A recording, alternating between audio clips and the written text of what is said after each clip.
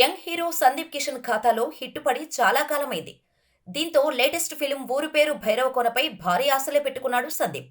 పలు వాయిదాల అనంతరం ఈ వారమే థియేటర్లోకి వచ్చింది ఊరు పేరు భైరవకోన. విఐ ఆనంద్ దర్శకత్వం వహించిన ఈ చిత్రంలో కావ్య థాపర్, వర్ష బొల్లమ్మ హీరోయిన్స్ గా నటించారు. అనిల్ సుంకర సమర్పణలో రాజేష్ దండా ఈ మూవీని నిర్మించారు. ఈ సినిమాపై ఉన్న నమ్మకంతో ఓ రోజు ముందే ప్రీమియర్స్ షోస్ వేశారు మేకర్స్. ప్రీమియర్స్ కు మించి రెస్పాన్స్ వచ్చింది. దీంతో మొదటి రోజు మంచి ఓపెనింగ్స్ రాబట్టింది ఊరి పేరు భైరవకోన.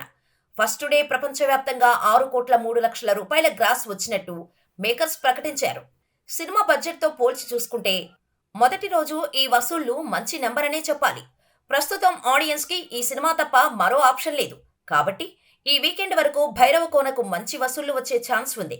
అందుకు తగ్గట్టే బుకింగ్స్ కూడా బాగున్నాయి.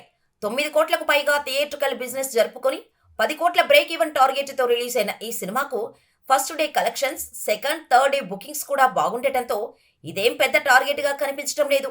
మొత్తంగా ఈ సినిమాతో సందీప్ కిషన్ సక్సెస్ ట్రాక్ ఎక్కినట్టే. మరి లాంగ్ రన్లో భైరవ్ కోన ఎంత రాబడుతుందో చూడాలి.